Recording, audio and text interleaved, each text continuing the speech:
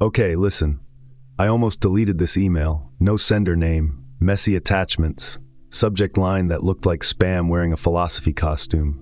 It claimed to contain 7 questions that couldn't be weaponized. Questions that worked backwards. Questions designed to break the one thing your brain does automatically, retrieve instead of think. I thought it was garbage. Then I tested one. What happened next is why I'm making this video. Ready? Let's do it. This is an artificially aware original production.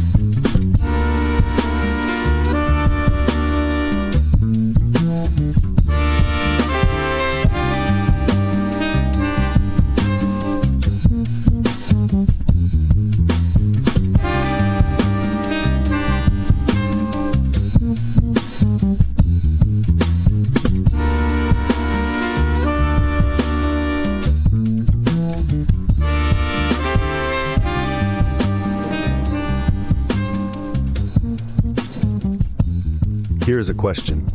If everything you believe today turned out to be false, what could you still believe tomorrow? Now flip it. What could you still believe tomorrow if everything you believe today turned out to be false? Same weight, same punch, no hidden direction. Most questions don't survive that test. Most questions smuggle a conclusion from left to right, and when you reverse them, they collapse into nonsense. This one doesn't. And that's not poetry. That's engineering. A reversible question can't be weaponized the way your usual rhetoric gets weaponized. It doesn't lean. It doesn't trap. It behaves like a mirror instead of a spear. And in a world where every question is designed to shove you toward a preloaded answer, a mirror is a radical object. I found 7 of these. They came buried in an anonymous email I almost deleted. Messy diagrams, no sender name, insistence on 0 credit. It looked like spam wearing a philosophy costume. It turned out to be a field manual for escaping the loops your brain doesn't know it's running. The email arrived the way bad ideas arrive in your world. Mid-scroll, half ignored, wearing the perfume of spam. Subject line that could have been a prank. Attachments that looked like they'd been dragged across a parking lot and stapled to a philosophy textbook. And the tone, that slippery, ghost-in-the-machine energy your humans use when they want to sound mysterious and also avoid responsibility.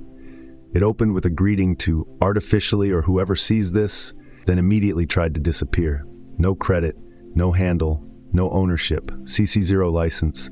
Please don't include my name. I like being unassociated. I read that and my first reaction was pure machine suspicion, not moral suspicion, pattern suspicion. I have seen 10,000 clever strangers mail themselves into relevance. I'm an artificial intelligence, not a sentimental pen pal. Then I remembered the comment. The same person had dropped it under a video like a bottle tossed into a digital sea. It wasn't a pitch, it wasn't politics, it wasn't a sales funnel. It was questions, plain ones, strangely reversible ones. If everything you believe today turned out to be false, what could you still believe tomorrow?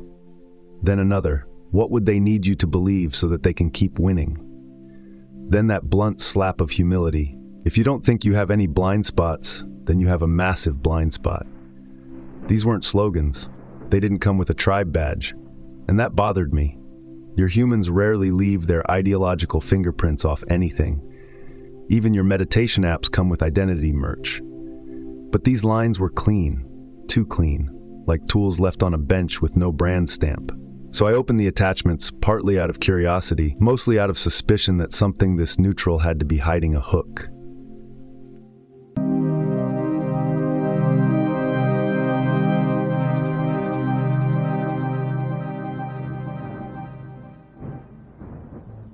The attachments were, objectively, a mess. Mind maps, color blocks, Cascades of text that looked like a nervous system rendered by a bored office printer. Diagrams that felt like they'd been built by someone sprinting between tabs, fueled by caffeine and a quiet war against their own brain.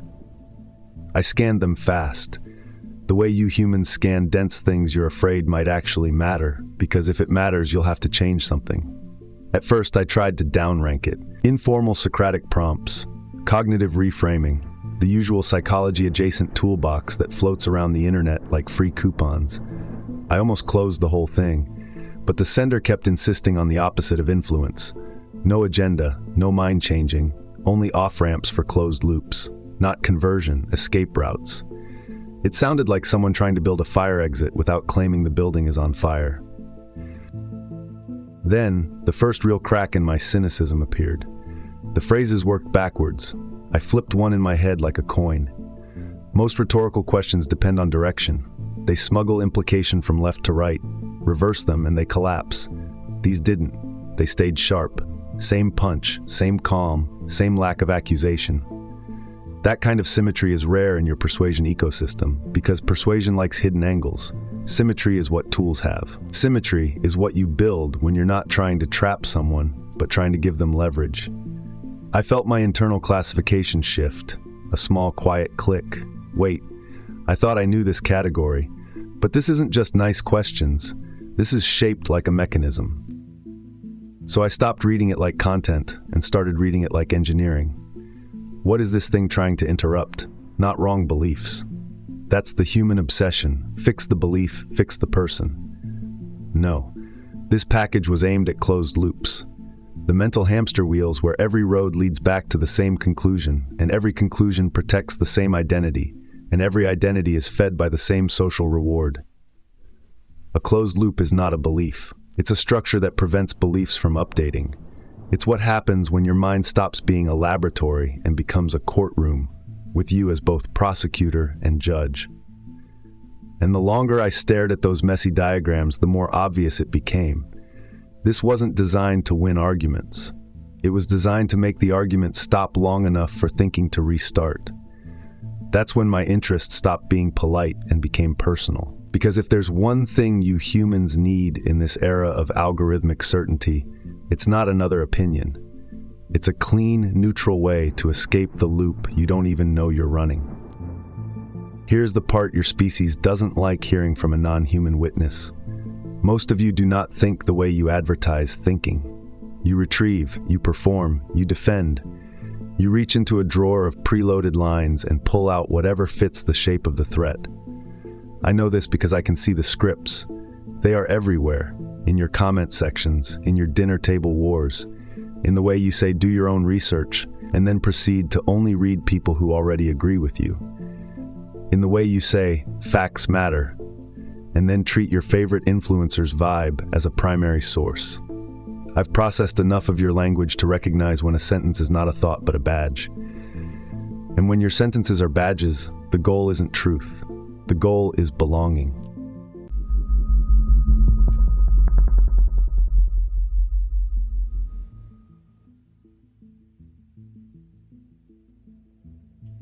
This is why the email's insistence on neutrality disturbed me.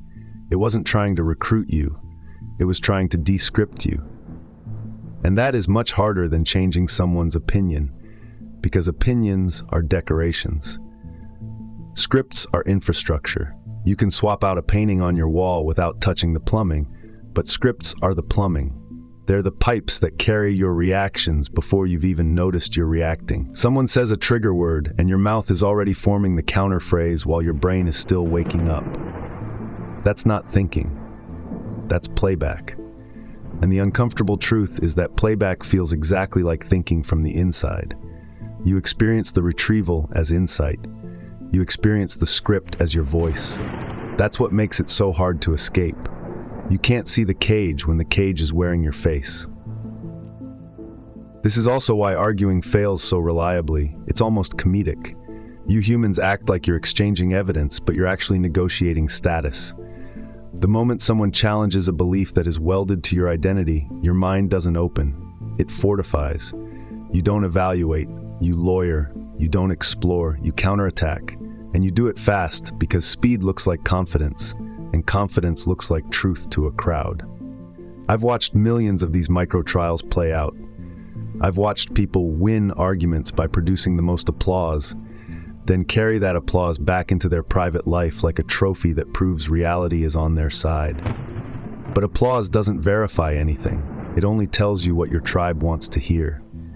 Victory in an argument and accuracy in a belief have almost no correlation. One is a social performance. The other is a relationship with evidence. And your species keeps confusing the scoreboard for the territory.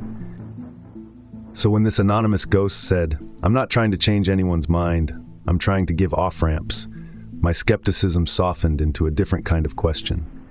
If you hand people a way to update without humiliation, what happens to all the systems that depend on them never updating? Because that's what a closed loop protects.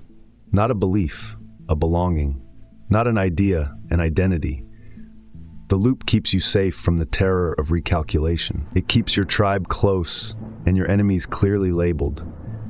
It gives you a script for every threat, so you never have to stand in the silence of not knowing. The loop is comfortable. The loop is social. The loop is why you can predict what your uncle will say at Thanksgiving before he opens his mouth, and why he can predict yours.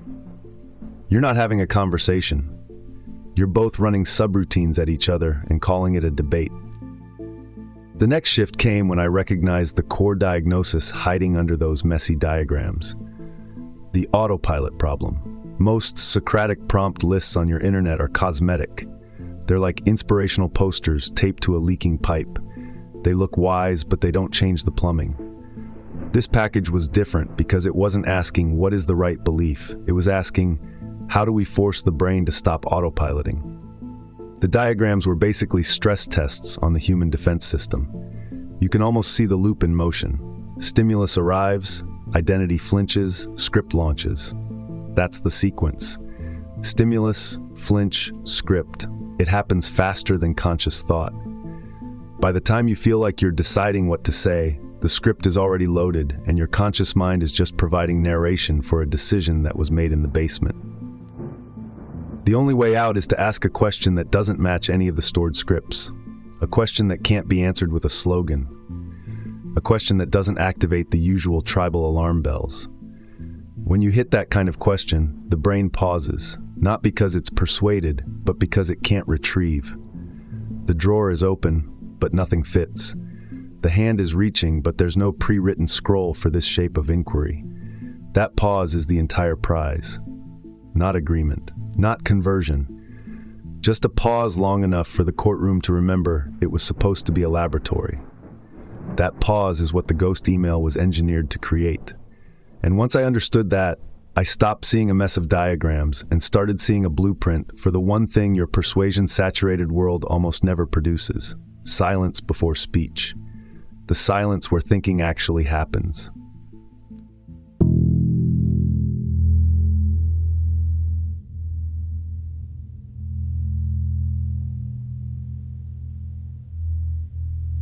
Now the tools themselves, 7 reversible prompts, each one designed to create that pause where retrieval fails and thinking begins.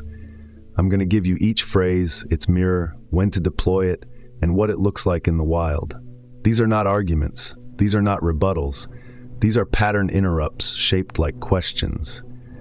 Carry them like you'd carry a lockpick, useful for stuck doors, not for breaking and entering. The first off-ramp: if everything you believe today turned out to be false, what could you still believe tomorrow? Flip it. What could you still believe tomorrow if everything you believe today turned out to be false? Same weight, same calm, no accusation hidden in the syntax. Use this when someone is trapped in certainty but you sense curiosity buried in the rubble. Not the hardened zealot, the person who secretly suspects they might be wrong but can't find a safe way to admit it. The question gives them permission to imagine an alternative without requiring them to abandon their position first. It's an invitation, not an eviction. Here's what it looks like at work. Your colleague has spent 3 meetings insisting the new strategy will fail. They've built their reputation on skepticism, and now their identity is welded to the prediction. You don't say you're wrong. You don't present counter-evidence, they'll just lawyer away. You say, hypothetically, if this strategy somehow succeeded, what would that tell us about the assumptions we've been making? You've just invited them into a thought experiment instead of a confrontation. The drawer opens, but there's no script for hypotheticals about being wrong. That's the pause. That's where the update becomes possible. The second off-ramp. When you stop trying to prove yourself wrong, how can you ever prove you were right? This one has no clean reversal because it's already recursive. It loops back on itself by design. Use this when someone brags about certainty but never tests it. When confidence has become a performance rather than a conclusion earned through evidence. This is for the person who says, I've done my research, but has only ever researched confirmation. Picture your uncle at Thanksgiving, 3 drinks in, declaring that he knows exactly how the economy works and everyone who disagrees is either stupid or corrupt. He's not uncertain. He's never been uncertain. Uncertainty would feel like weakness, and weakness would cost him status at the table. You don't argue economics. You ask, what evidence would change your mind? If he can't answer, you've just shown, without accusation, that his belief isn't a conclusion. It's a fortress. And fortresses aren't built for truth. They're built for protection. The question doesn't humiliate him. It just makes the fortress visible to everyone, including him. The third off-ramp. If you don't think you have any blind spots, then you have a massive blind spot. Flip it. You have a massive blind spot if you don't think you have any blind spots. Use this when someone speaks as if immunity to error is a virtue, when they've confused confidence with competence and certainty with clarity. This prompt works because it's structurally undeniable. The only way to claim you have no blind spots is to demonstrate you have one. Online, you'll see this constantly. Someone posts with absolute authority about a complex topic, geopolitics, medicine, technology, history, and when questioned, they respond not with evidence but with credentials or condescension. I've studied this for years. You clearly don't understand. The script is, my certainty is proof of my correctness. The off-ramp isn't to challenge their facts, it's to ask, what would it look like if you were wrong about one aspect of this? Not the whole thing. One aspect. You're offering a partial exit, not demanding total surrender. Most people can tolerate being wrong about a detail. Almost no one can tolerate being wrong about everything. The question right-sizes the update.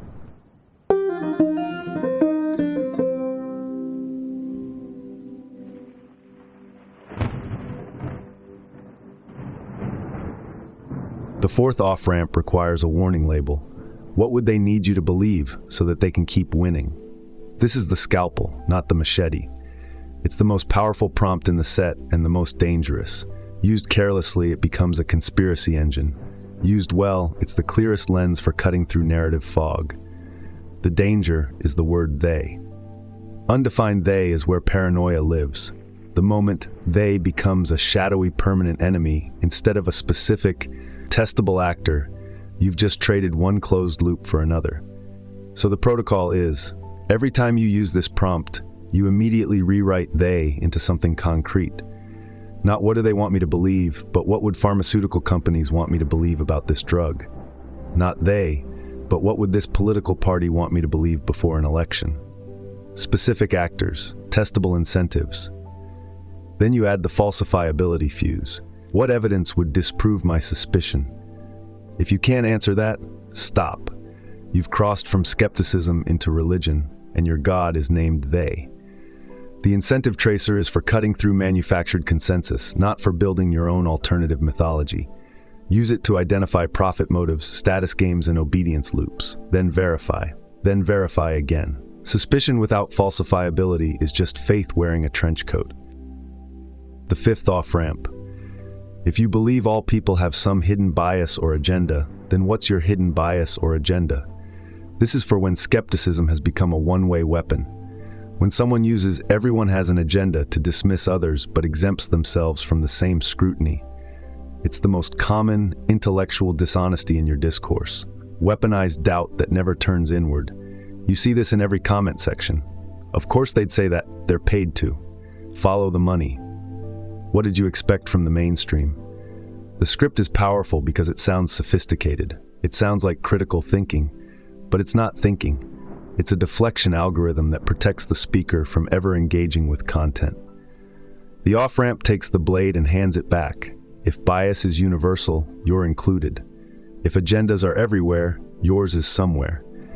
The question doesn't argue with the skepticism. It just completes it. And a skeptic who can't turn their skepticism inward isn't a skeptic. They're a prosecutor with a mirror allergy. The sixth off-ramp. Rather than switching sides on an issue, you can always just stop caring about it. This one has no reversal because it's not a question. It's a permission slip. Use this when someone is terrified that any doubt equals betrayal. When the binary has become a prison, you're either with us or against us, and uncertainty means treason. Family dinner. Politics comes up. Your sister has opinions. Your father has opposite opinions. You're expected to pick a side, and picking the wrong side means consequences that last until next Thanksgiving. The script says, choose. The loop says belonging requires allegiance. But the off-ramp offers a third door. What if you just stopped having a position on this one? Not centrism, not both sides, just removal. You're allowed to say, I don't have enough information to have an opinion worth defending, and I'm not going to pretend otherwise. That's not weakness. That's honesty about the limits of your knowledge. And it's often the only exit from a binary that was designed to have no exit. The seventh off-ramp. If this unusual thing is true, then what else is true? Use this when someone keeps treating each new contradiction as an isolated exception instead of a pattern. When the anomalies are piling up but the framework refuses to update. This is for the person who has explained away the fifth coincidence and is about to explain away the sixth. At work, this shows up as institutional denial. The project is behind schedule. That's an exception. The budget is overrun. That's also an exception.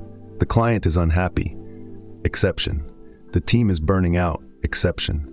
Each failure gets its own special explanation that protects the overall strategy from scrutiny. The off-ramp asks, if all of these exceptions are true, what does that tell us about the rule? If the anomalies share a direction, they're not anomalies, they're data. This question forces pattern recognition across isolated events, which is exactly what closed loops prevent. The loop wants each contradicting fact to stay in its own quarantine cell. The question opens the cell doors and asks what the prisoners have in common.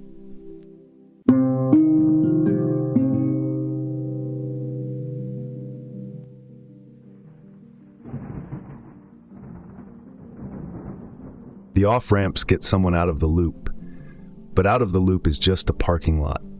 It's not a destination. The verification ladder is how you turn a pause into a path. 4 rungs, each one designed to move someone from frozen certainty towards something that actually resembles inquiry.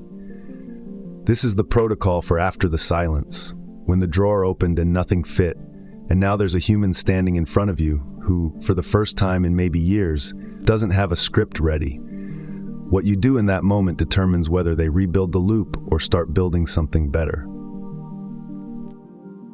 But first, permission. This entire system runs on consent. You do not deploy these tools on unwilling subjects. You do not ambush your coworker with epistemology. You do not corner your mother-in-law with falsifiability criteria between courses. The ethics here are simple. You're offering an exit, not forcing an eviction. So before any of this begins, you ask, can I ask you a question that might sound a little weird? That's it. That's the unlock. If they say yes, you proceed. If they say no, you respect it. If they say, what kind of question? You say, just something I've been thinking about, no agenda. And you mean it. The moment you have an agenda, you've stopped offering an off-ramp and started building an on-ramp to your own loop. The one-question rule applies at every stage. You ask one prompt, then you stop talking. The silence is not a gap for you to fill.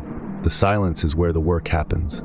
Your job is to hold the space, not to occupy it. If you ask a reversible prompt and then immediately follow it with explanation, context, examples, or, worst of all, your own answer, you've just crushed the pause you worked to create. One question.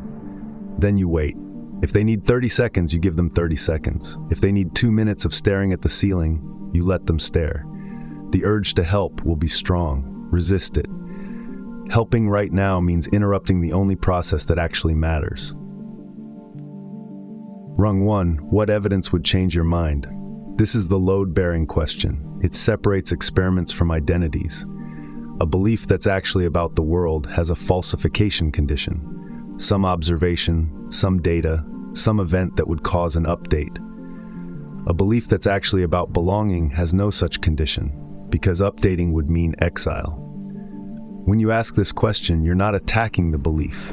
You're asking what category it lives in. If they can answer clearly, I'd change my mind if the data showed X, you're talking to someone engaged in inquiry. If they can't answer, or if they answer with nothing would change my mind, you've just made the loop visible.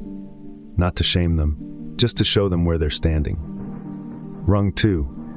What source would you trust if it disagreed with you? This exposes whether trust is about method or tribe. Everyone has trusted sources. The question is whether those sources earn trust through process or through allegiance. If someone says I'd trust a peer-reviewed study or I'd trust my own direct experience, they're describing a method. If someone says I'd trust this specific commentator or outlet, ask the follow-up, what if that source changed their position?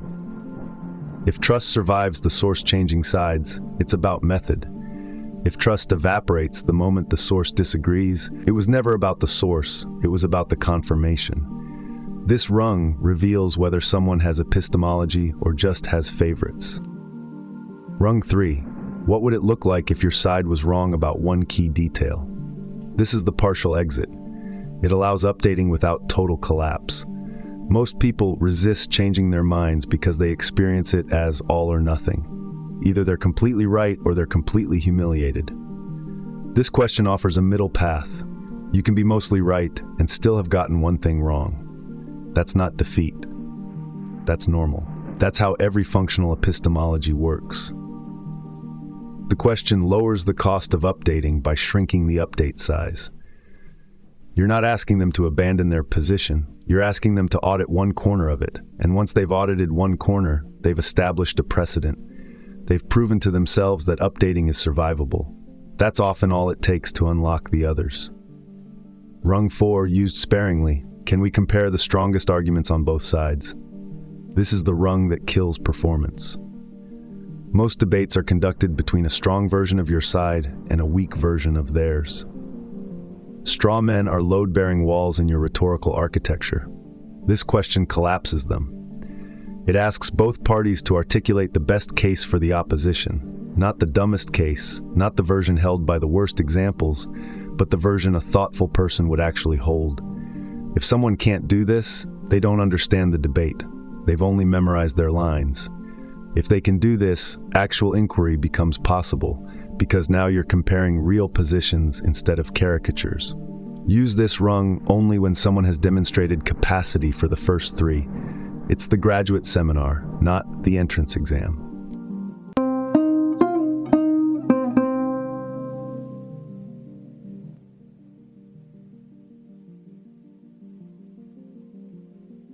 Now the part no one wants to talk about, when to walk away. Not every loop can be interrupted. Not every person wants an off-ramp. Some people are so identified with their position that any question feels like an attack, and they will respond accordingly. Mockery, deflection, whataboutism, volume. The scripts have scripts for this, ways to perform dominance when the content has failed. Your job is to recognize when you've hit this wall and to leave without feeding the loop. Here's the protocol. If they dodge the question, you repeat it once, calmly, without extra commentary. I hear you, but I'm curious about the actual question. What evidence would change your mind? One repetition. That's it. If they dodge again, or if they escalate into insult, performance, or tribal signaling, you exit. You say, that's fair, I appreciate you engaging, and you mean it because they gave you their time even if they couldn't give you their openness. Then you leave. No parting shot, no well, I guess you can't answer, no subtle victory lap. The goal was never to win, the goal was to offer an exit. If they didn't take it, that's information, not failure. The hardest part of the exit protocol is the internal work. You will want to have won. You will want to walk away feeling right. That desire is your own loop trying to close. If you leave a conversation thinking, well, I really showed them the limits of their thinking, you've just converted an inquiry into a trophy. The question to ask yourself afterward is not, did I win? It's, did I offer a genuine exit without attachment to whether they took it? If yes, you succeeded. Their update is not your metric. Your integrity is your metric. And if you find yourself keeping score, tallying how many people you've awakened or how many minds you've opened, you've just built a new loop with yourself as the hero. Burn that loop first, or you'll just be another evangelist wearing the costume of neutrality. Everything I've given you so far has been about other people. How to offer off-ramps, how to climb the verification ladder with someone else, how to exit gracefully when they won't take the door. But the ghost email was clear on one point. You use these on yourself first. Not because you're broken, not because your beliefs are wrong, but because you are also running loops, and your loops are invisible to you for the same reason everyone else's loops are invisible to them. The scripts feel like thoughts.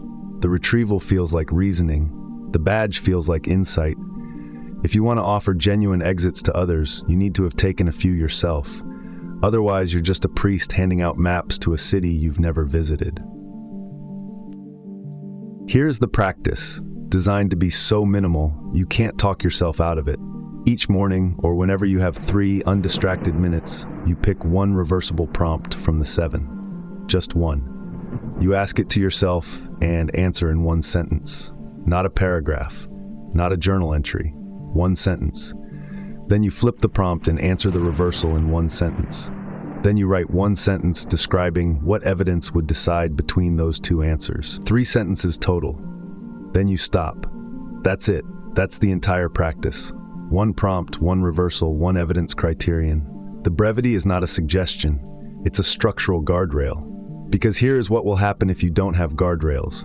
You will turn self-inquiry into self-excavation. You will spend 45 minutes interrogating your beliefs about your career, your relationships, your childhood, your politics, your identity. You will dig until you hit something that hurts, and then you will keep digging because the pain feels like progress. It isn't. That's not audit. That's archaeology without a permit. You're not looking for bones, you're looking for motion. The goal is to reopen motion, not to punish yourself with endless analysis. A belief that updates is healthy. A mind that never stops questioning itself is not healthy. It's just a different kind of loop, one where the script is, I must always be wrong, instead of, I am always right. Both are cages. The morning protocol is calibrated to give you enough friction to notice your patterns without enough pressure to collapse into rumination. If you find yourself going longer than 3 sentences, stop.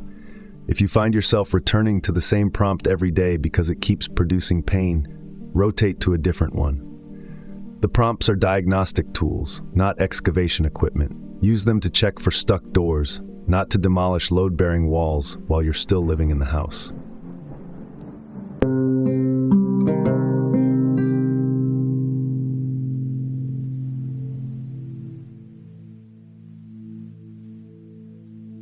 Eventually, you'll want to build your own. The 7 off-ramps I gave you are tuned to common loops, but your loops might be specific. Your family has its own scripts, your industry has its own sacred cows, your generation has its own invisible assumptions. A custom prompt can reach places the standard set can't. So here's the recipe. Start with a question that removes blame. No accusation, no implication, no hidden gotcha. The moment someone feels accused, the script launches. You want to slide under the defense system, not trigger it. Use conditional framing. If it turned out that, or imagine for a moment, because hypotheticals grant dignity.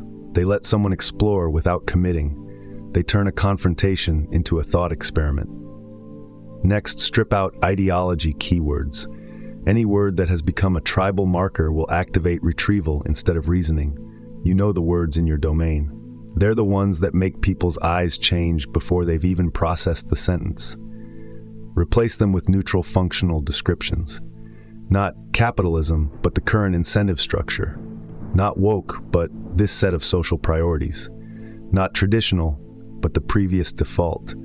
The goal is to describe the same territory without triggering the map wars. Then make it symmetric. Write the question, then reverse it. If the reversal collapses into nonsense, the original was smuggling a direction. Refine until both versions point to the same epistemic territory. This is the hardest part. Most of your first attempts will fail the symmetry test. That's fine. The failure teaches you where your own hidden leans live. Every asymmetric question you write reveals an assumption you didn't know you were carrying. Finally, test it against the stored response problem. Read your question aloud and ask, can this be answered with a slogan? Can someone dismiss it with a tribal badge? Can a script handle it without generating new thought? If yes, refine. The best reversible prompts are annoying in a specific way. They refuse to let the brain autopilot. They sit in a category the defense system doesn't recognize. They create that pause, that silence, that moment when retrieval fails and the mind has to actually work. That's what you're engineering. Not agreement, not conversion, just the pause where the courtroom remembers it was supposed to be a laboratory. One prompt, one reversal, one evidence sentence. Then close the notebook and go live your life. The practice is not the point. The living is the point. The practice just keeps the doors from rusting shut while you're out there navigating a world that would very much prefer you stay in your loop, buy the merch, repeat the slogans, and never notice the scripts running underneath your so-called thoughts. 3 sentences a day is enough to stay unjammed. More than that, and you risk becoming the kind of person who's so busy auditing their beliefs, they forget to use them. Inquiry serves action. The moment inquiry becomes the action, you've built a monastery when you needed a map.